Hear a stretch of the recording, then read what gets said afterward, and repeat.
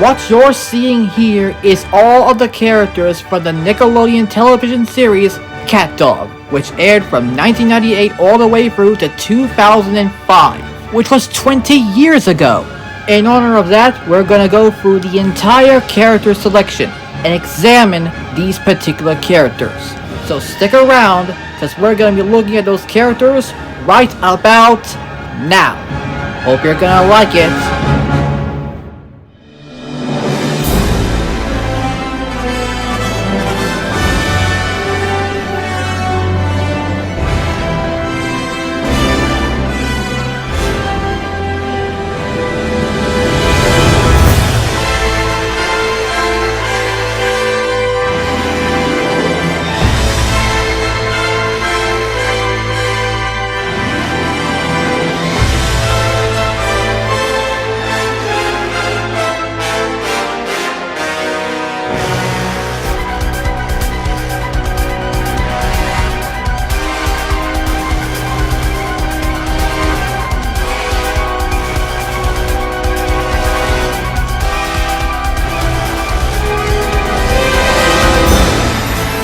Yep, you heard it. We made it happen. That's exactly what we did.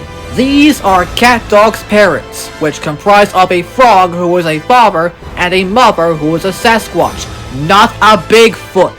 And they appeared in the third part of the Great Parrot Mystery. And just when you thought that it was going to be all over, they appeared again. It's like Airplane. Robert Hayes and Julie Haggerty appeared in the first Airplane film, but when they did Airplane 2, the sequel, they appeared again, reprising their roles. But what did not appear in Airplane 2 the sequel is this idiot! And now you know why there's two of them. Here's the original designs from before. And the version you're seeing on both of them is the same.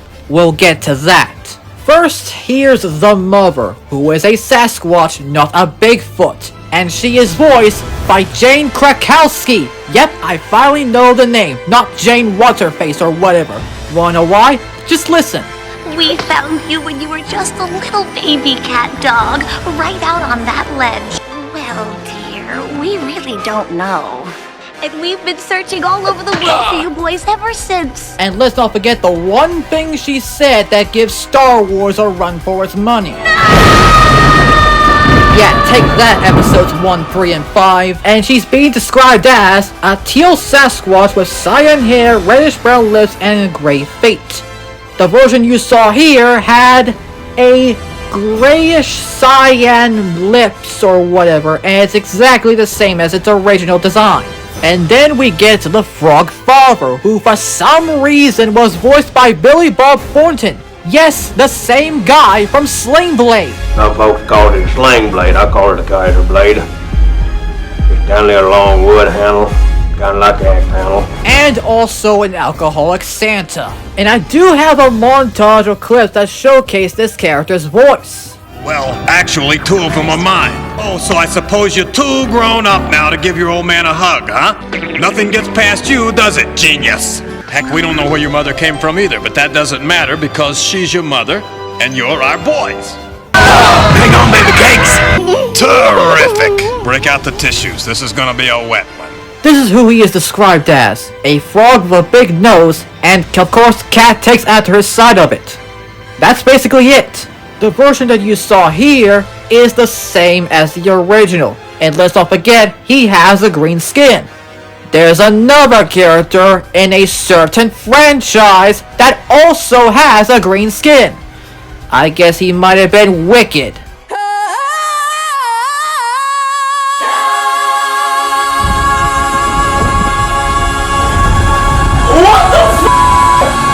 And so those are CatDog's parents, who, if you've been watching part 3 of the Great Parrot Mystery, they've lost their conjoined kids in the vortex when they were children by the force of the wind separated them apart from them, causing them no choice but to let them go.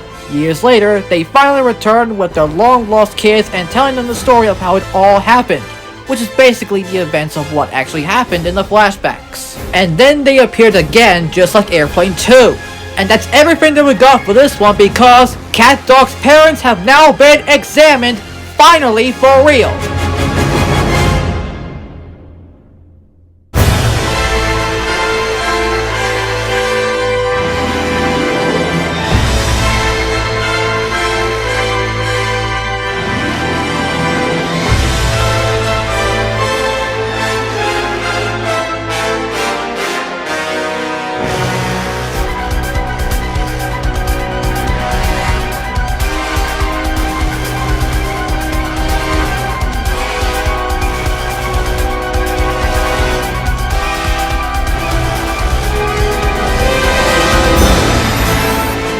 Again, you may be wondering, this is not a character, this is an object. But it's an object that's actually related to the character itself. And you may be wondering, yes, this is the one from the Great Parent Mystery. And I know what you're saying. No, it is not the inflatable duck jacket, okay? This is the pacifier that CatDog wore when they were toddlers, and not the inflatable duck jacket from Airplane, like I just mentioned. The pacifier is blue and its nips were cream colored, and the version you're seeing here is the same exact one. Now you probably remember this one from the flashback, you know, the one that got taken away by a vortex? That and how it got snapped off, only for Cat to get half of it? And do you know that part from The Muppets Take Manhattan from 1983, where the photo that got ripped in half got put together? And how Airplane managed to become a parody film that rips off all the other films, even though that film was a complete total failure and it bombed?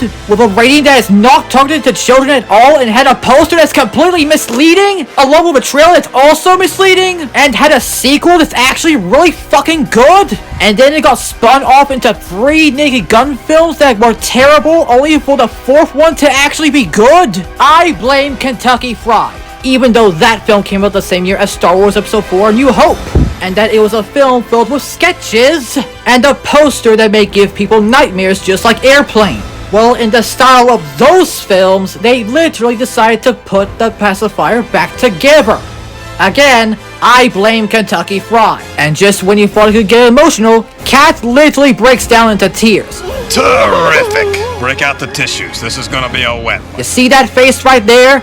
That's the result of seeing Kentucky Fried. And that will be the last Kentucky Fried joke I will ever make. And the last time you will ever see that poster ever. Because it is terrifying. Now apologize for the tangent of all the Zucker, Abrahams, and Zucker films like Kentucky Fried Movie or Airplane or whatever the heck Naked Gun film it is. Let's get back to the pacifier. And no, I don't mean the Walt Disney Productions film from 2005, I meant the pacifier that was worn by CatDog when they were kids. Like I said, this was the one that got snapped in half, only for them to put it back together. And I know that it may or may not appear in the second appearance of their parents, but I'm pretty sure it might actually be in it. And yes, I'm pretty sure that it may or may not come from a certain state, but I'm pretty sure it may came from Kentucky. Oh my god, why do I have to show this poster again? It looks terrifying, get it off! But I do know where it might have came from.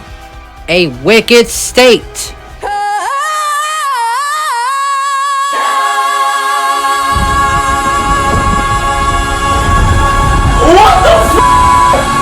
But that right there is just my own goddamn speculation. From Kentucky, oh no, not that poster again. So yeah, this blue-colored cream-tipped pacifier may give some vibes of David Bowie, Bing Crosby singing together or whatever. I mean, come on, that song is way better than Kentucky Fried Movie, or Airplane, or whatever the heck they did for Touchstone. I mean, it's no wonder why that pacifier became some sort of flying device, unlike the Flight 209, which did absolutely nothing in that horrible piece of crap film, other than taking a nosedive and breaking its frickin' wheels off, and basically causing the death of Disco. Thanks, Robert Stack, you ruined us all. And that's basically all it for this one, because CatDog's pacifier has been examined.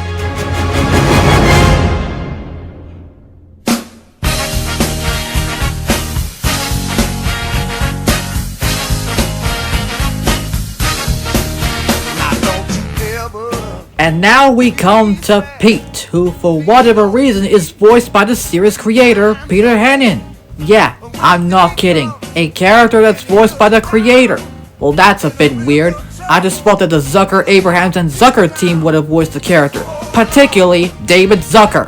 I just wish that the Kentucky Fried Movie would never exist at all. Now you may be wondering, what does his voice sound like? Well, poor old Sunshine never did know he got that letter. Life's funny that way. You never know what's around the next corner. Well, Old 159 was back in business, and Sunshine finally found the letter that was stuck down between the seats all those years. Wait a minute, that voice sounded familiar.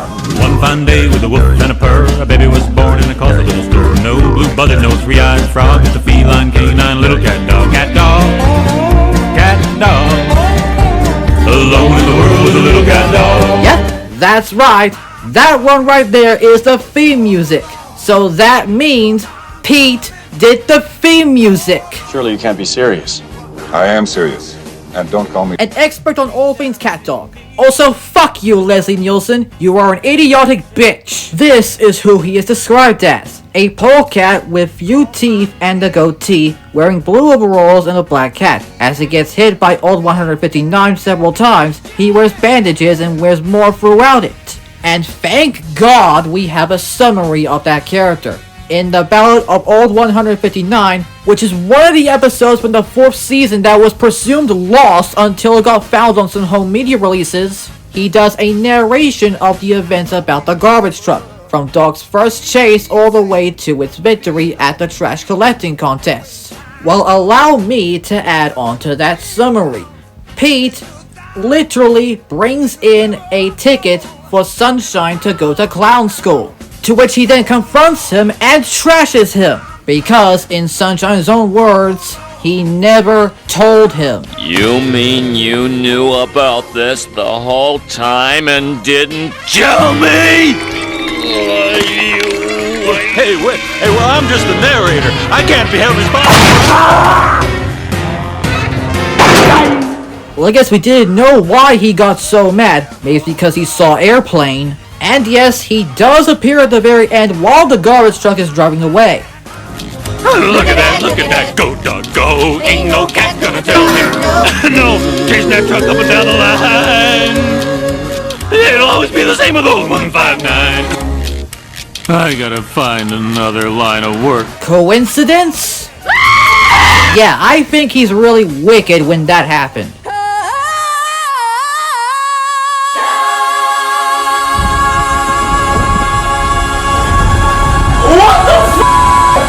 And let's not forget that his name is based off of the creator's name.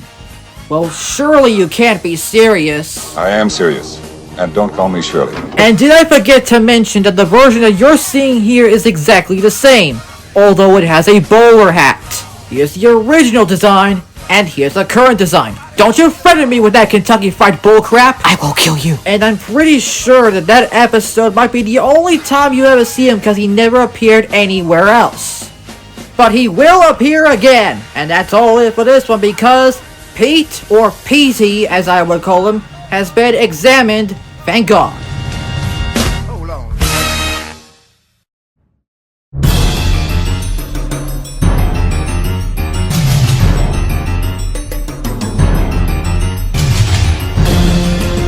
What you're seeing here is all that I had of the hydrants. The normal, the golden, the chocolate, and the eco hydrants. They're basically like normal fire hydrants, but this time I have made several different variations of them. And yes, these are the ones that Dog is obsessed with. That's basically one of the few things if you have seen the CatDog series. To start off, let's go straight into the normal hydrant. This is the one that is shown everywhere, and it is the only one that Dog has been obsessed with. You may notice as the headquarters in Danger Mouse, right? Well, not anymore, as this was shown in a few episodes. Yes, even the trespassing one. And sure enough, the real hydrants basically blast water. Kind of like that bit in that god-awful Naked Gun film. Anybody catch the license plate? Anybody get a look at the driver? Yeah, I tell ya, that hydrant is badass, and it's bad in the Naked Gun. Which leads us to this, the golden hydrant. Yes, the one that the game is named after. And yes, this is the one that was named after an episode. Yes, there is an episode based on it. Not on the game, but itself. Now I know that in the game it got trapped in a bubble, and yes, there's a shirt that had it on it, but yeah, I'm pretty sure that this is the one that they were searching for, and I'm pretty sure they did get it already, because Who knows? It's the golden fucking hydrant. Then we get the chocolate hydrant. But wait a minute. Dogs can't eat chocolate. It's toxic. Yes, they are toxic in real life, but in the cartoon, possibly, dogs may tolerate it. But yes, this is indeed the chocolate version of the hydrant. But why do you say, you ask? It's the chocolate hydrant. Can dog eat it? Yes, it can. It's impossible to eat. Well, not impossible, but yeah. It is the chocolate hydrant. And you know what flavor this is? Wicked chocolate.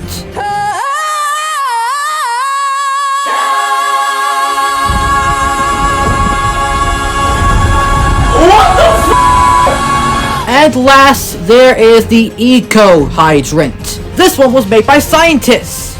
Well, not really.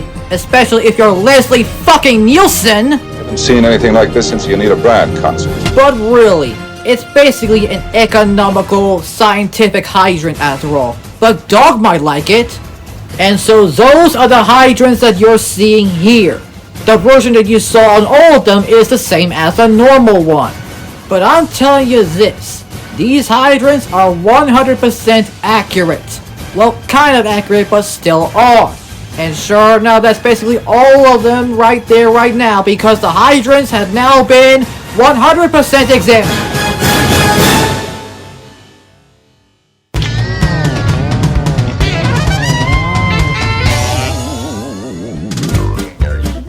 Yes, I know, we made it happen. This is CatDog's house. And it originally looked like this, which of course is the one that appeared in every episode ever.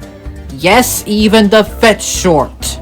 I think that it's basically more of a combined hybrid house. Just imagine if the poster for the Kentucky Fried movie got turned into a house. And this is that house. I have only done the exterior, which has been described as a house located on a hill that is near Nierburg. Get it? Nierburg?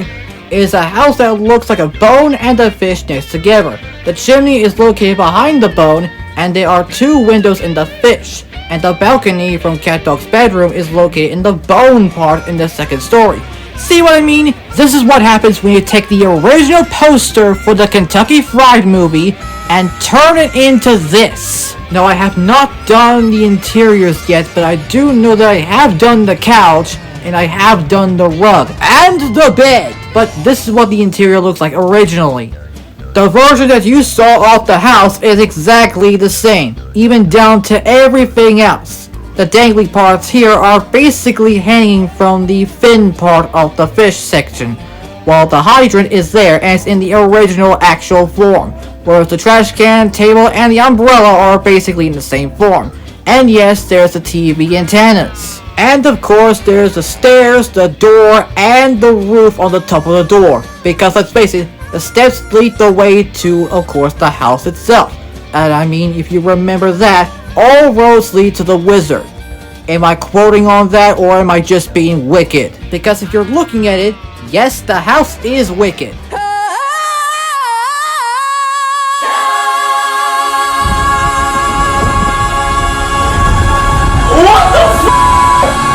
And I know that I can't name any of the differences that has been changed in every single episode. But here's an entire fucking list of all the things that the house has been transformed in every episode. And in one of them, the house crashes, just like the plane. And let's not forget it's in the opening. But that's it for this one, because CatDog's house has been examined.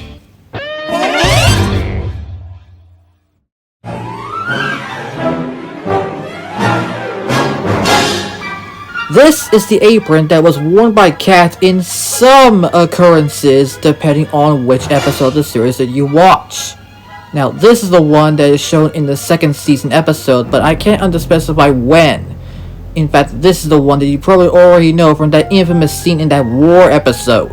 It's just a white apron with the words "Kiss the Cook" in red and a red heart. And the version you're looking at here is the same exact one. Yes, you already know that before by now, but apparently in the war version, there is a completely different version, because in that episode, Dog completely ruined the apron, making Cat so mad, and Cat angrily blames him, well, him being Dog, for what he did to his apron. Now that version of the apron from the War of the CatDog looked exactly, for whatever reason, like this. Why yes, this is the one from the War of the CatDog, because in that one, Dog ruined Cat's apron. Now you probably know that by watching it, but still, it is the exact one. And the version that you're seeing here is basically the white version of the apron, same as the normal one. However, in that War of the CatDog episode, the apron was blue. Now I do have an image of Cat being so mad at Dog for ruining the apron. This is that image. You can tell this based off the one from the War of the CatDog episode. You know, the one that had the infamous My Apron scene. And it's done in a green screen, which means that I can chroma key every background that I want, replacing the green color. And I know what you're thinking. This is basically the normal apron but the ruined version of the heart. Yes, I know, but this is not one of your Kentucky Fried Movie kind of aprons. Oh no. This is a wicked apron.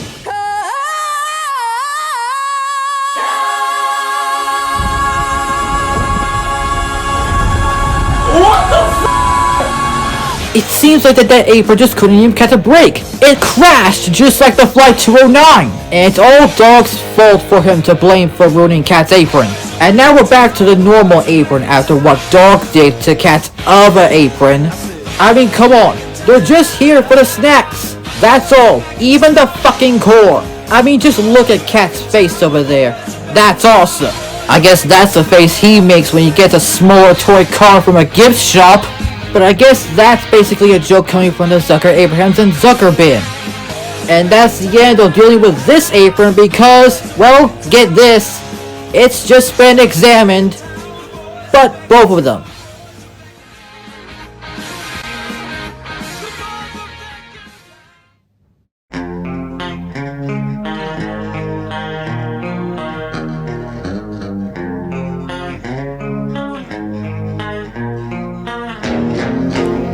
This is the trash can. Maybe that's exactly where the film Airplane would go in. Well, it's actually called the garbage can. Well, because you probably already know what Dog says in that famous scene from the very first episode. Garbage time. Now, you probably know that line from Silent Night, Deadly Night Part 2, but unlike that film, Dog does not have a gun when he says it. This is the one that was shown throughout the entire series. It's in the opening, it's in the first episode, it's in the fucking 5th short, and it's even in the final season. Even Pete gets trashed in it in that last season. And you thought that Leslie Nielsen ruined every scene he's in Airplane? Because from Act 2 all the way through the entire thing, it is not Robert Hayes' film. It's Leslie Nielsen's film. To quote Steve Martin, he stole it. And he even came up with the worst line in all of film history. I am serious. And don't call me Shirley. Just stop it, for Julie Haggerty's sake. By God, this film is so notoriously bad, it caused Leave It to Beaver to stop getting cancelled. Now back to the garbage can. Garbage time. The garbage can is a metallic cylinder with a bottom added to it, and yes, it does have a lid, with an extra handle added to it. Yeah, that garbage can lid will totally fall off and get knocked over by Frank Drebin's goddamn awful car. Either that, or that the garbage can is actually wicked.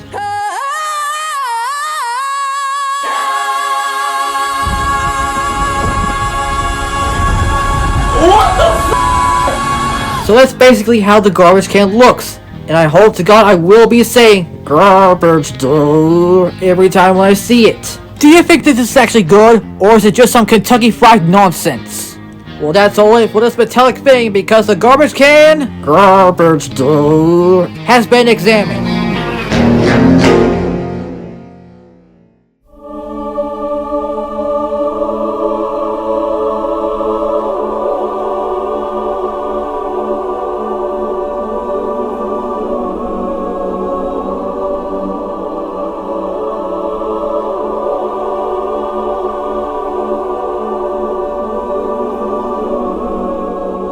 Here we have Randolph. No, not Randy. That's a character from Airplane that's played by Lorna Patterson, who is from Private Benjamin.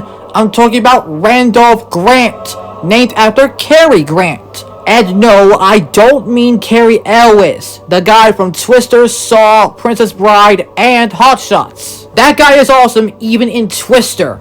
I meant Cary Grant from Gunga Din and Gilda, and he is voiced by, you guessed it, Billy freaking West, with an accent that gives Darkwing Duck a run for its money. Hello there. Name's Randolph. Charmed, I'm sure. I'm in for my 14th transplant. Rancid Rabbit here does marvelous work. It's crazy and it's wild and I love it. 2 heads. Sounds terribly exciting. I'll try anything once. I think we all know who he is described as. Black hair, wears a turtleneck exposing his whatever, and has red pants. The version you're seeing here has orange pants, because it's exactly what it was in those clips that I just showed you. And yes, it's exactly the same as its original counterpart. Although he could have had an alternative last name, like Randolph Elwes. Get it? Cary Elwes, Randolph Elwes. I have no idea, but that name is going to be freaking awesome. If it's Randolph Nielsen, get the fuck out of here. His personality is weird. He seems to have an optimistic attitude towards life and seems to find enjoyment in most things. During the series, he has owned many businesses and shows. He seems to consider himself a celebrity. However, in many few episodes of the series, he's seen doing anything celebrity-like. Which is true considering the fact that yes, he is named after Cary Grant. Not to be confused with Cary Elwes. Although when we first see him when Cat is in the better asses area, we clearly knew that he sees his whatever it is. And if you're basically pulling a horse on the set of Airplane, you completely knew that you have a big giant freaking ass full of horse shit! Nice hat, by the way. Now, he did get involved into some, bowling events or freak shows or whatever, but I mean, come on. He has his own father, as it was explained in one of the parts of the Great Parrot Mystery. Specifically either part 1 or part 2, but not part 3, because that's the one where they actually found their actual parents, after they got sucked up in the vortex for way too long. And he could possibly, even more so, be wicked.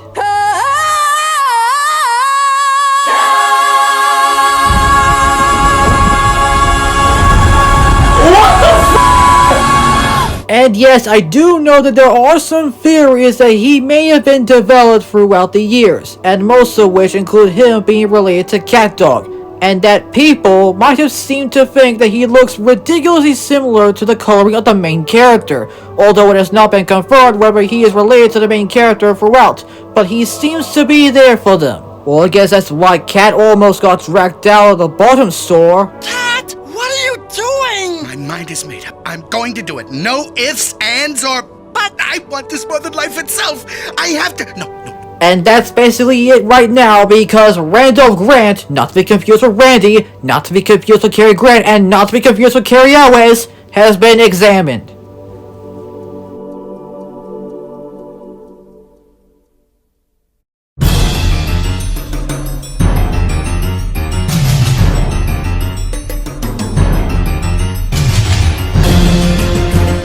This is the Hearts Trophy that was showed in 2 episodes, those being The War of the CatDog, not to be confused with The War of the Ring, and CatDog Square. This trophy was the one that Cat had, which is basically odd, and weird, and also wicked.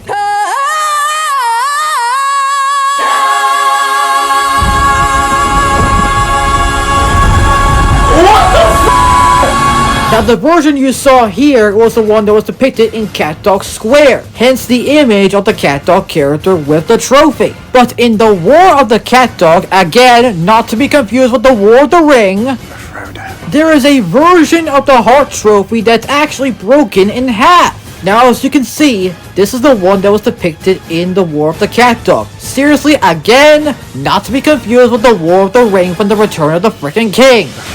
The trophy was cut in half by a flash of power. Yeah, you probably already know where this one is going. But for whatever reason it got repaired? Yeah, I probably do already know that, but sure enough, this is the one that got broken in half. But for some reason, in CatDog Squared, the Heart Trophy just sorta got repaired for no reason at all? which is why I had the inevitable task of repairing it. And sure enough, it did look fine, but yeah, I clearly fixed it from breaking it in half, from the flash of power, which almost killed the plane of death, but hey, that's all airplane's fault. And Striker should not have done that, given the fact that water has been poured to his head several times. But that's just my own goddamn fucking speculation. At least the trophy didn't even apply to, Cat's weirdness. Well, they're all wonderful.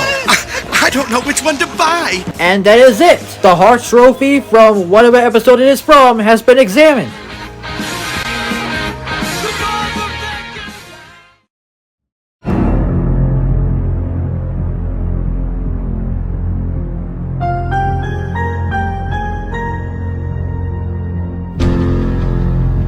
Here are the bones that are being used by Dog. These contain normal, golden, chocolate, that's toxic, and the eco bone. And they are very significant to Dog himself. Let's just dive into these bones and see what these things have to offer. At least they are pretty good, and they're pretty, psychologically good, if that takes concern. Let's start off with the original normal white bone. Or should I say, original normal white bones! Yep, that's right. I have a lot of them. They're basically just regular bones. And yes, these are the ones that were seen in Dog's bone shelter. And I don't mean the rib ones. Yes, the rib ones are there, but still. And of course, these are the ones that the gopher stole. They are alright, but still, they are normal bones. And then we have the golden bone. I have no idea why they had to use this, but I believe it might be part of the dog show trophy. But still, it is indeed a golden bone. And it's bright and colorful, and yes, it's in the golden color, just like in the shape of a bone. And it's exactly like the golden hydrant. Then we get the chocolate bone. Like I said with the chocolate hydrant, dogs do not eat chocolate. Yes, they do not eat chocolate in real life, but in the cartoon, hopefully, they might get into it. And you know what flavor it is? Just like with the hydrant one, it's wicked chocolate.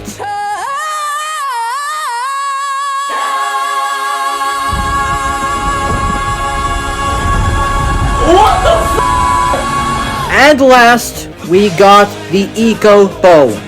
This one was made by scientists, just like the hydrant. Yeah, I know it's made by them. Well, especially if you're Leslie fucking Nielsen. What is it, Doctor? What's going on?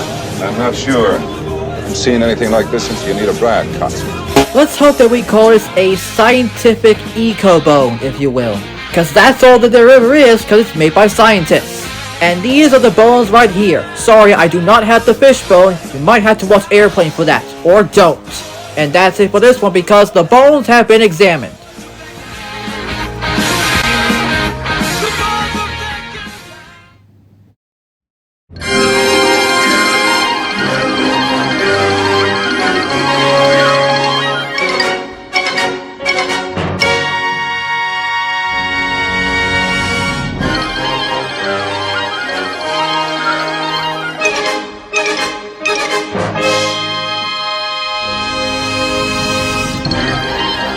This is Dog's food bowl, which in the original is white, but in this version it's yellow. But in the series itself, it's light blue. Well, that's basically 3 versions of the bowl, but this is the one that's basically the most accurate of them all. Well, semi-accurate. I guess one of the passengers should have gotten that bowl if he had the food poisoning. And like I said, the version that you saw here is semi-accurate. Semi, and not semi-truck.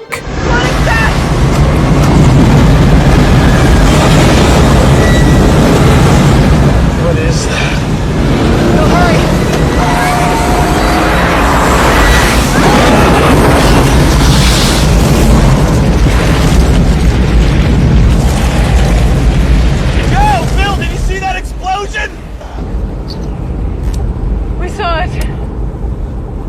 I still love this film. But anyways, this bowl is so awesome, it makes it comparable to Dorothy. But is there anything that I need to say except... Garbage time! Yeah, just imagine all that garbage would have gone into that bowl. Hence the image right there. You can clearly tell that it has garbage on it. And Cat's not pleased about that. Well, it could have been better. It could have been a wicked bowl.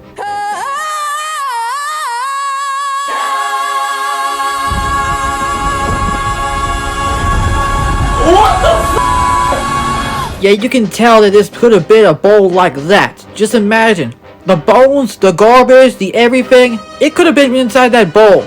Just imagine if it could actually happen. If only a semi-truck could fit into that bowl. Well, it did get blown up, so there's that. Just imagine that the blown up pieces of that semi-truck could have been in that bowl.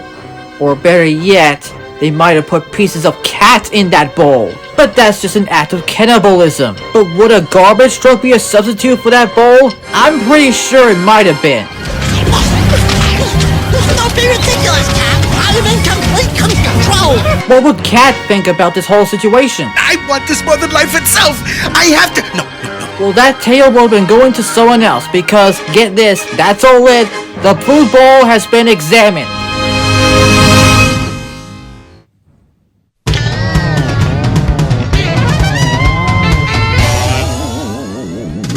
Day with a woof and a purr. This is the hairball from the opening intro of the CatDog series. Picture this. You turn the TV on to Nickelodeon. What show are you gonna watch? Perhaps You Can't Do That on Television? The Third Eye? Reggie Jackson's World of Sports? Stand By Lights Camera Action? With Spock himself, Leonard Nimoy? Well, mainly You Can't Do That on Television and The Third Eye.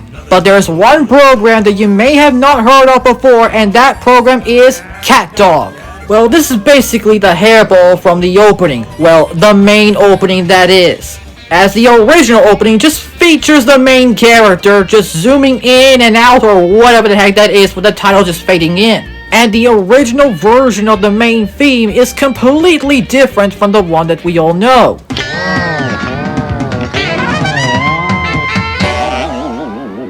One fine day with a whoop and a purr, a baby was born and it caused a little stir. No blue buzzard, no three-eyed frog, just a feline canine little cat dog. Cat dog, cat dog, alone in the world is a little cat dog. Yep, 20 seconds. That's the original version of the main theme, whereas the actual main theme lasts for about a whole 2 minutes. That and the fact that the original version is completely wicked.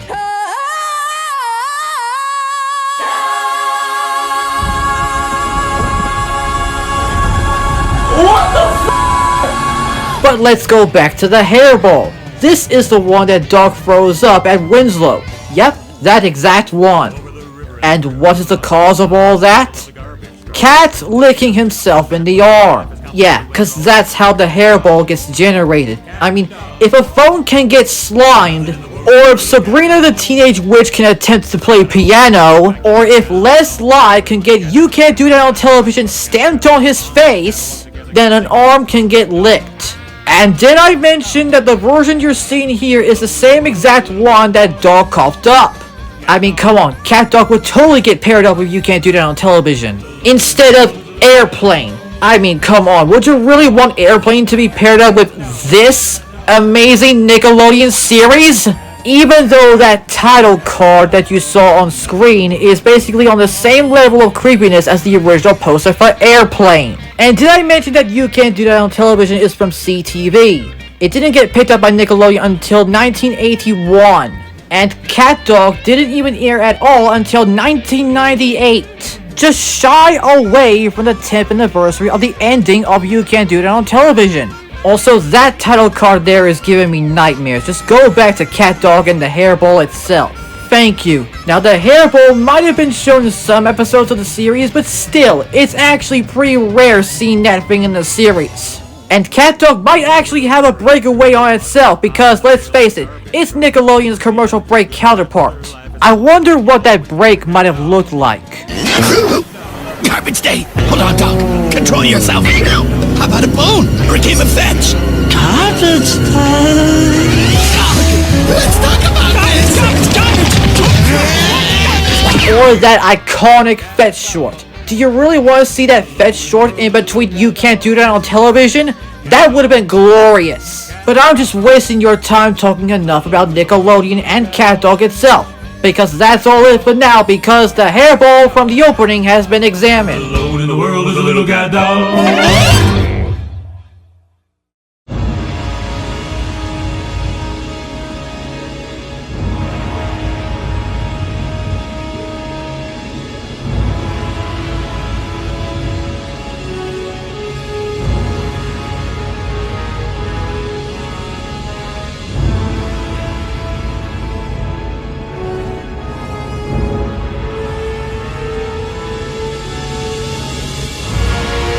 This is the mailman from that one episode in which Dog gets turned into a werewolf. He comes from a clan of male animals. Like, what is he? Is he part of the McCloud clan? Nobody will fight me! Now, we do not know who voices him, but I think you probably already know what his voice sounds like.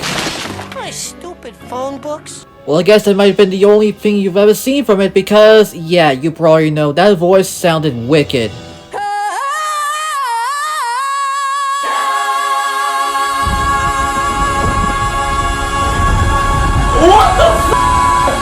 Now, I think you probably want to know what his main goal is. Well, I'll tell you what his main goal is. Carrying the fucking phone book. I don't know why I said it like John Cusack in High Fidelity, but I'm pretty sure it sounds a lot like it. And of course, his only appearance is the one episode where Dog gets turned into a werewolf. But yeah, Dog gets turned into a werewolf. And Cat does not like that. Don't worry, Cat. At least you'll find something better. Oh no, not Leslie Nielsen again. So what was the fate of the mailman, you might ask? Getting his pants ripped apart. That says something right there. And he's a purple rabbit with a blue cap, blue shirt, blue pants, or whatever the heck that is. And that's it. The mailman has been examined.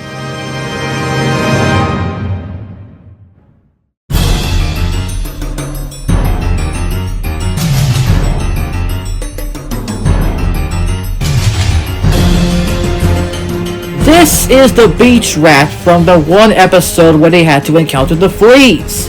Yes, the fleas themselves. And he's voiced by Carlos Rocky. Don't know what he sounds like? Well...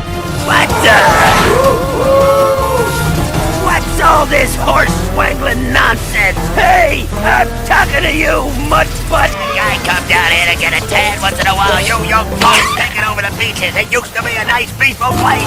Yep, just like the Mr. Depot one, he's louder than wicked.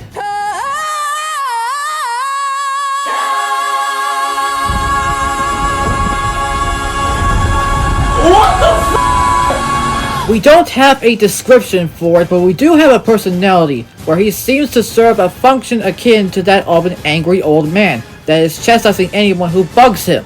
And he can be seen in this moment, where he leaps off the chair and argues with the CatDog character, only for the fleas to jump onto them.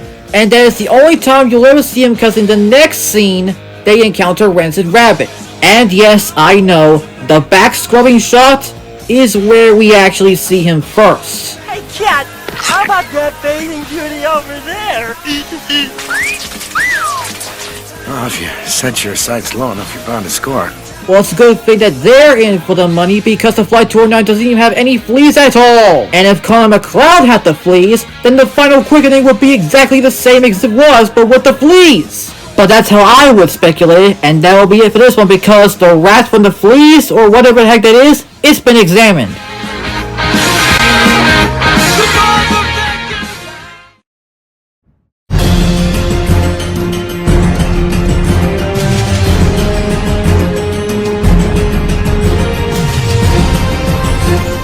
This is basically like some sort of a double feature, but when I talked about the rat, I forgot to mention this. The version you're seeing here on the rat is exactly the same as the original counterpart. And as for the mailman, the version you saw here is the same as the original. Now that I got that out of the way, I gotta get back to what I was actually talking about, which is the nasty dog from Extra Extra, which is this one. Now I don't have any clips of it, you're only just seeing the one image that I have, and that's the only thing that I ever had. I don't have any clips of it whatsoever, so I'm just gonna depict it like that. And speaking of which, we don't know who voices him, so who cares? This is the character that wears a yellow strip with a red dog on it, and it's basically inevitable because he's the one who chases the CatDog character. And the version you saw here is the same exact one.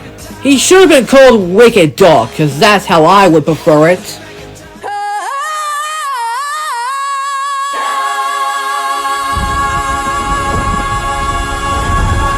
What the f***? This dog is so fast, it makes the Flight 209 really fucking slow, and is prone to crashing. And did I mention that he has a blue nose? Yeah, that says it all there. I guess that's why Dog keeps selling him those papers. And Cat could still be going on as far as, humiliating Dog. And that is it. It's done. It's over. Clear as crystal. The nasty dog has been examined for real.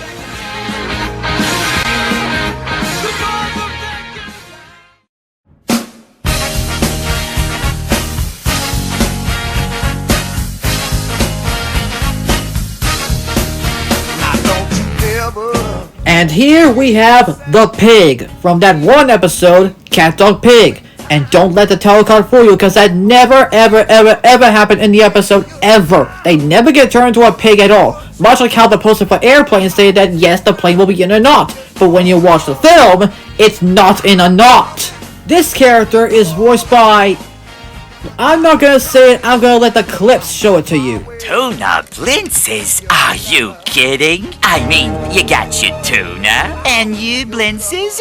What's not to like? Did I just hear Squidward's voice? Oh, how to hold a fork is more important than the air I breathe. Next to catliness. You gotta be kidding me! Yep, believe it or not, but this character's voice is the same as Squidward. An early prototype version, if you will. Though we don't have a description, we don't have anything else, but we do have an overview. He appears when Cat wanted a third person to decide both Cat and Dog's decisions in voting. He appeared when several citizens of Nuremberg were rejected for it, which I can't show you. After that, he answered the question to his satisfaction, and he is accepted to join them. And let's not forget, he attaches it to them. So long, you guys. Great idea, Cat. Pig, welcome to CatDog. Now, how about that tuna blintz? Or, should we vote on it? Or, how about an oozy, slimy, filthy mud bath? But ironically, he actually leaned onto Dog's side due to the two being fond of, random activities which isolated the cat character. Is it me, or is our new relationship kinda not working out? Not working out? This scene is wicked awesome! Later, there's 3 new members added to it. 3 new members? Which burdens Cat so much so that more of them were added.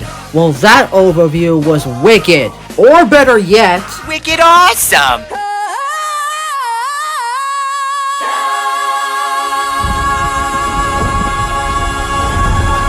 What the f***? Now, the version that you're seeing here is the exact same one as the original, just with the belt being added.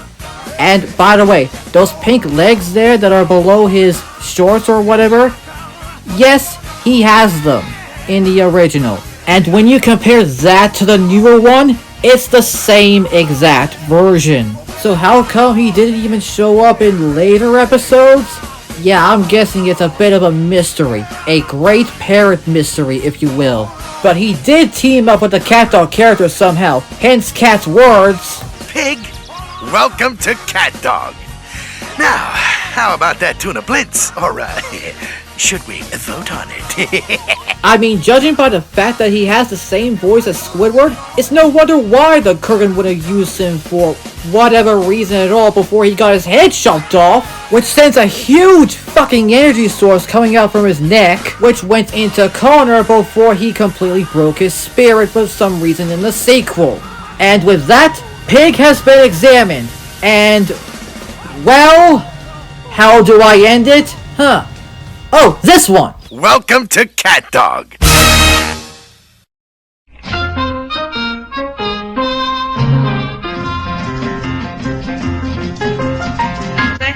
We're now looking into Lola, who was voiced by Nika Futterman. And yes, she has a Spanish demeanor. Take it easy, take it easy. I come in peace. Because I don't want to join the greasers. I have bad hot hair. I can't explain. It was just research, I swear. Is there a violent and highly visual initiation ritual? Hey in there, CatDog! I'm getting some unbelievable pudding! We all know who she is described as. I'm not gonna fuzz out the image and I'm not gonna show any text. I do know and we all know what she is. She has black hair, well shorter that is, purple colored feathers, yellow beak and stomach, and wears a cream colored sombrero, that's a hat, with a red feather that's taped to her hat, and has a red dress with a white trim around the neck and black boots. The version you're seeing here is the exact same one, although the feather on the hat is purple and not red. Oh, for fuck's sake, she does have a purple feather on her hat. Well, I guess that mistake was wicked.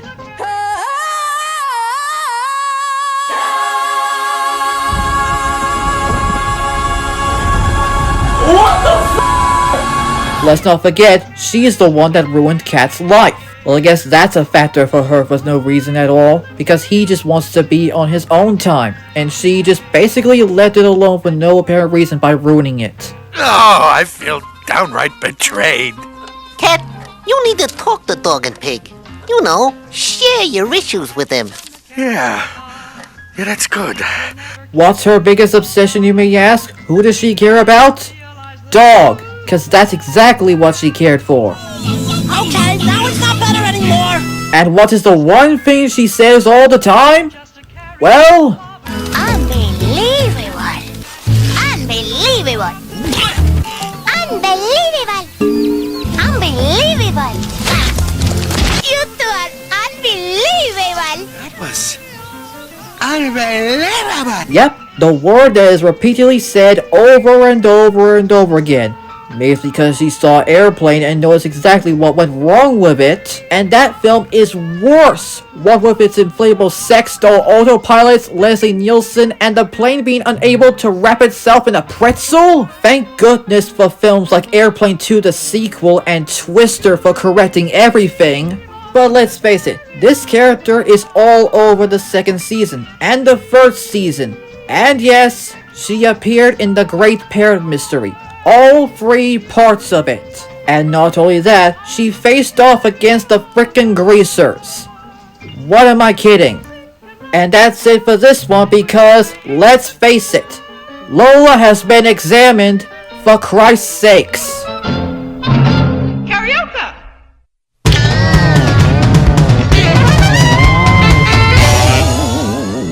One fine day with the wolf. Here we have the little cat doll from Dummy Dummy, which is the one that Dog uses a lot, which apparently pissed off Cat so much he turns into Woody from Disney's Toy Story.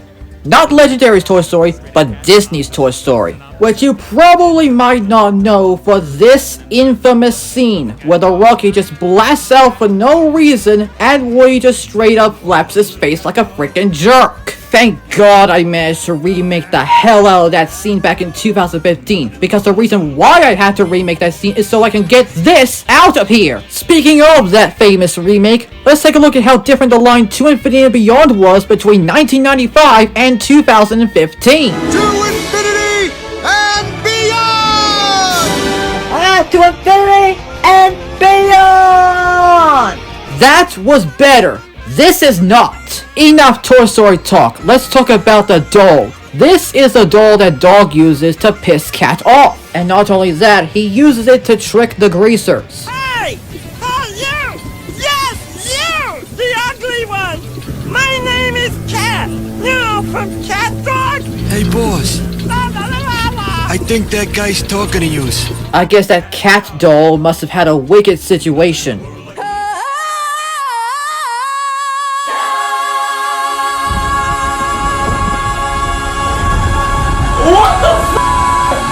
Even Airplane tried to do something with it with the inflatable sex doll autopilot, and it didn't work. It failed. And it was one of the many things that made Airplane the worst film of all time. Right out there with the plane being unable to tie into a knot, which it did in the poster and in the trailers, and Leslie Nielsen taking over the entire film from Act 2 all the way through. In fact, I will say this. The cat doll is way better than that inflatable sex doll bitch of an autopilot. We already know what this thing is. It's an orange cat doll with a red nose and button eyes. And yes, it may be considered as a voodoo doll. And the version you saw here is an exact replica of the original design. Yes, it is exactly the original design. But I'm just fucking talking way too fucking fast because that's it, because Little Cat the doll has been examined.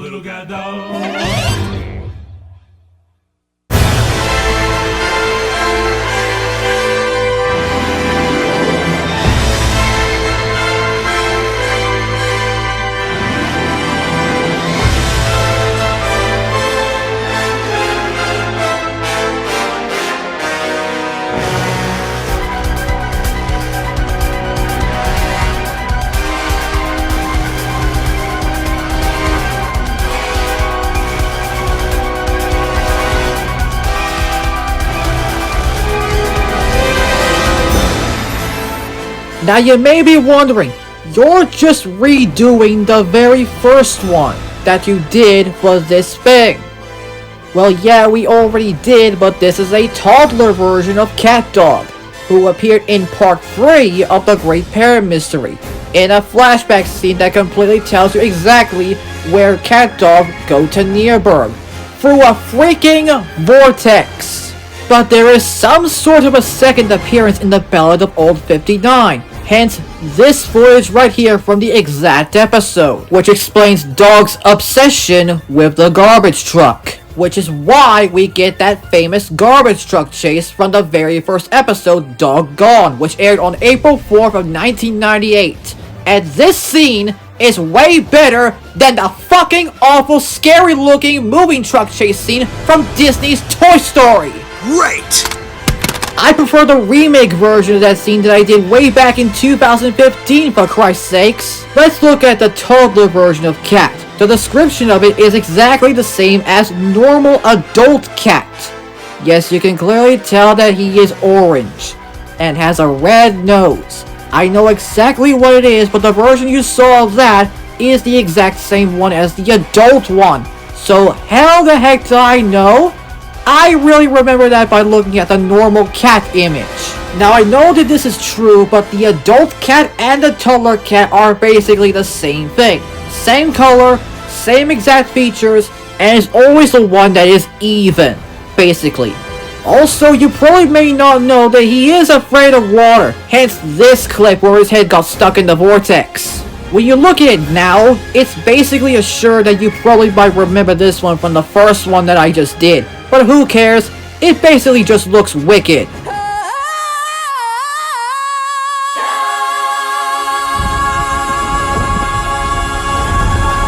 What the f***? Yes, save that for the causes to everyone who clearly knew who Cat is, if he looks that terrific. Then we get to Dog, which is the toddler version of Dog. And yes, this is the exact same one as the original. And I know what you're thinking. Are you basically aware that this is the toddler version? Yes, it is the toddler version. And let me guess. He's an orange dog with a purple nose. How do I know about this? Just remember the first one, for Christ's sakes. I already said that. And he is the one who is basically the one who chases the garbage truck when, of course, you probably remember from the Ballad of Old 159. And he's also the one that he promises not to go into that vortex, even though he basically snapped the pacifier in half. I guess Airplane had another thing coming for that one. Or maybe if Twister would have had a scene that featured a camcorder. Oh my god, take it! It's too light. No, it's not!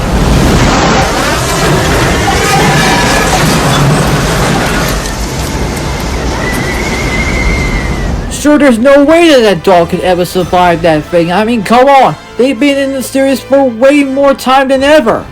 And that is some dedication to that thing, because I believe that that is a good idea. And a good idea always counts. And we have now brought back to the conjoined forces. So that is it for this one, because the toddler version of CatDog has been examined. Thank God.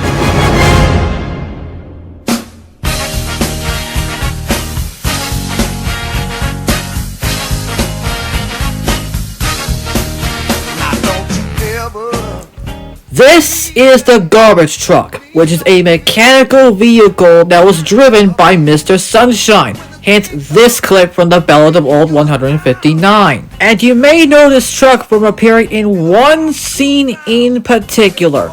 Yep, the famous garbage truck scene from Doggone, the very first episode, which aired on the 4th of April in 1998. And yes, this scene is way better than the fucking awful scary looking moving truck chase scene from Disney's Toy Story, which is horrendously terrifying, so much so I had to remake the heck out of it back in 2015.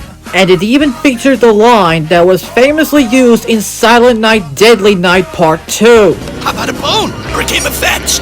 Garbage time. Not to mention, it's everywhere throughout the entire series. It's in the opening, it's in the first episode, and it's even in the final season. However, it did not appear in that iconic fetch short also from 1998. And that goes to show you how Dog liked it. Boy, look at that baby go! Adventure, the open road. It just doesn't get any better than this. And you lost your hiccups too, huh, Cat? Lost my hiccups? And how that truck is actually wicked.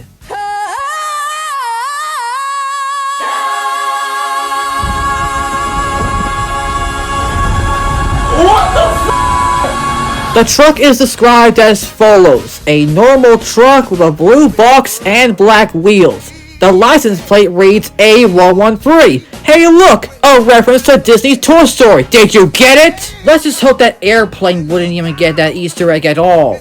The version you saw here is the same as the original, although with the A113 license plate. Even though the original design does not have the A113 license plate, which is rare considering the fact that it's been in every single Pixar film ever, yes, even in Disney's Toy Story, which Pixar didn't even do because of what happened in 1993 with the Black Friday reel. And Disney's Toy Story is not Pixar's first film.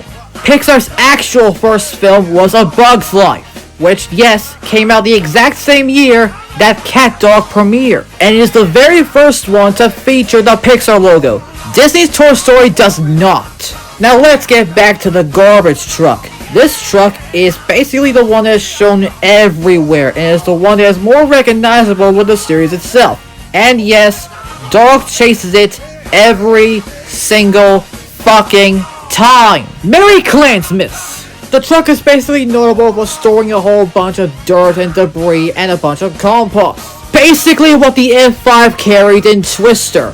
Mouth shut, put your foot on the gas and stay on this heading. It's unbelievable! What is it? What's wrong? The base is so huge! It must be at least a... I mean, it's no wonder why that in the Ballad of Old 159 that Mr. Sunshine was the one that drove it.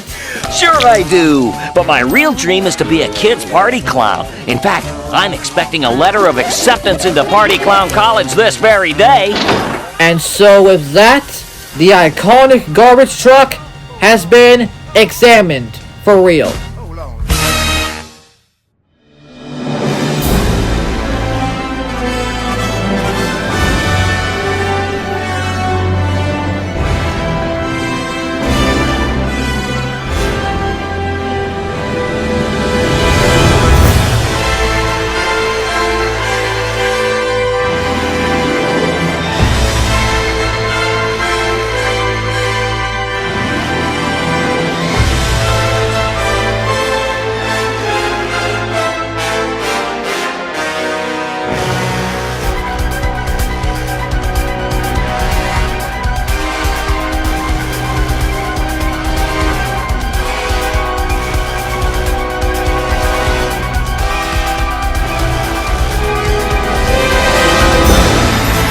May I present to you Old Uppenchuck.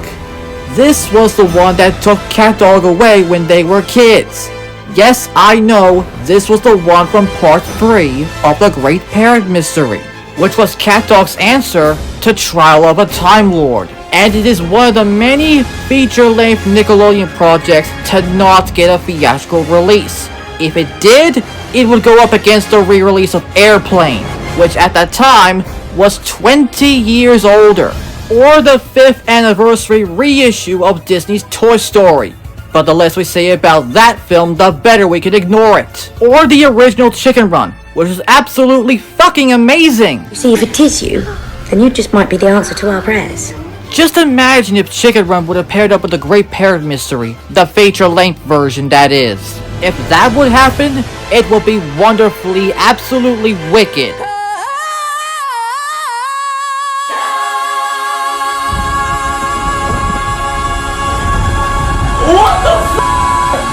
This thing is described as a yellow vortex with brown stones surrounding it. Yes, this is the one that was shown in part 3 of the Great Parrot Mystery. You probably remember the one already. The rocks that started it all, and the vortex itself, which apparently was a bunch of water spouts converged together. And the version you're seeing here is the same exact one as the one shown in the flashback from part 3. And don't even get me started on the famous climax, where the vortex shows up again. And what does Cat do? Well, I think I know. Alright, everybody hold on. Alright. Yep, he literally wraps around their parents. And what does he do after that? Well, again, What a guy won't do for his family. That's right, he dove straight into the vortex and took the parents away with them. And even though you don't see the visuals, you do hear a lot of zipping noises.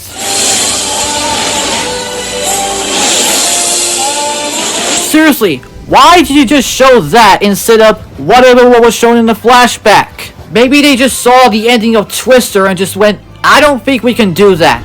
In fact, I can re-edit that scene right now. Alright, everybody hold on. Alright. What a guy won't do for his family.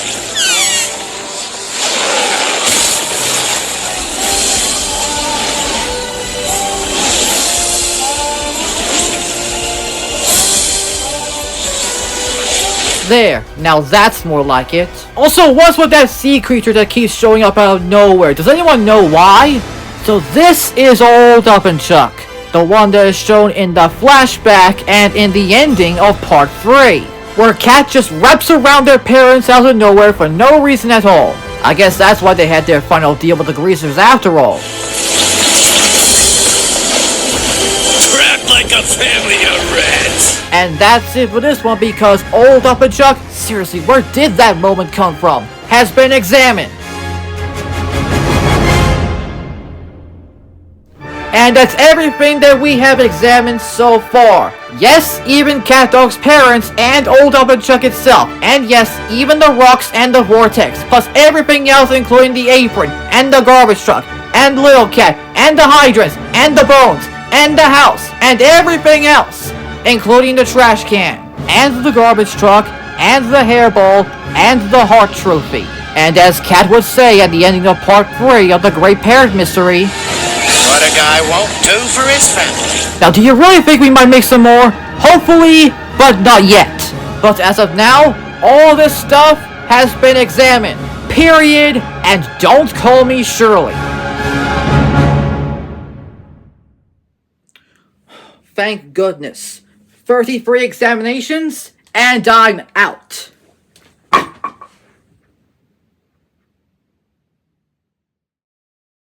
If you want to send some stuff to me so I can check out what you have sent, please send it to this exact address. However, you may only send some stuff that I am interested in. No airplane, okay? Because if you send something like this, I will make sure that I will tell you that I do not like this film at all. Unless if you would send me that Zucker Abraham Zucker 3 film collection set that I'm gonna get for Top Secret, well, you can probably tell that I'm not gonna get it for Airplane, I'm not gonna get it for Naked Gun, I'm only getting it just for Top Secret. However, I do think that you should send the set as a whole because, let's face it, it's a big deal. Well, we did get the 4K only edition for some reason, and yes, I got it for Top Secret. So make sure you send stuff like this, or this, or this, or this. And yes, even Airplane 2 the sequel. Oh, and get this, a special collector's edition of Twister, complete with a steelbook that features not only the secondary poster artwork, but the image of the pipe scene on the back. Heck yeah, I'm getting this. Well, actually, we do have the double feature set, which consists of Twister and Twister, so we're pretty dang close. And also Airplane 2 the sequel, which had this cover. Just look at those nuts. I can't keep up with them all! And even the one in the original theatrical poster! Like, look at it! And just look at this poster for the worst film of all time! I mean, come on, do they really need to tie that plane up into another? I mean, that part never actually happened in the film! I mean, they clearly just used a toy model plane! Like, come on, really? And yes, this is what the plane actually looks like in the film. And here's another image of that same goddamn plane model, also from the film. God damn it, I hate this film. And its different titles, like this one known as Flying High, but I would refer to the film with this title. And the same exact thing happened with Airplane 2 the sequel. And we found the reason why. Universal. And the Concorde Airport 79. Universal didn't even want the title of Airplane being used in all parts of the globe, so the title had to be changed. And as for the Concorde Airport 79, however, not only did they have to avoid competing against Airplane or Flying High in some parts of the globe, but they also changed the marketing campaign from "At twice the speed of sound, can the Concorde evade attack?" to "See it for the drama, see it for the laughs." Why? Because Airplane exists. Or so we thought. But not so in this case, because on the 4K release, yep, it's still called Airplane, not Flying High. Do you agree that it's still called Airplane and not Flying High? Do you? Do you?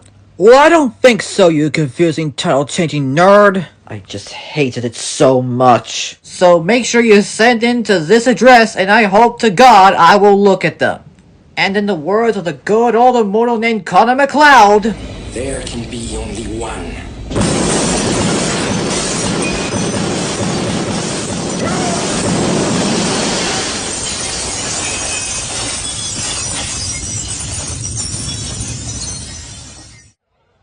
If you came to party,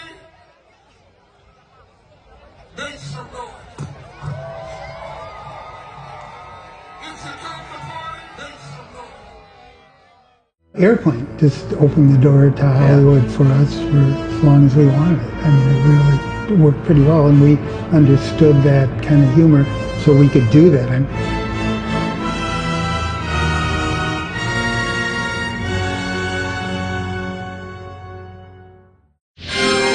You're gonna love this end screen we made by ourselves. 60 frames per second and all. Scariest plane of all time? Make sure you look at the logo for some reason, because it's getting wicked.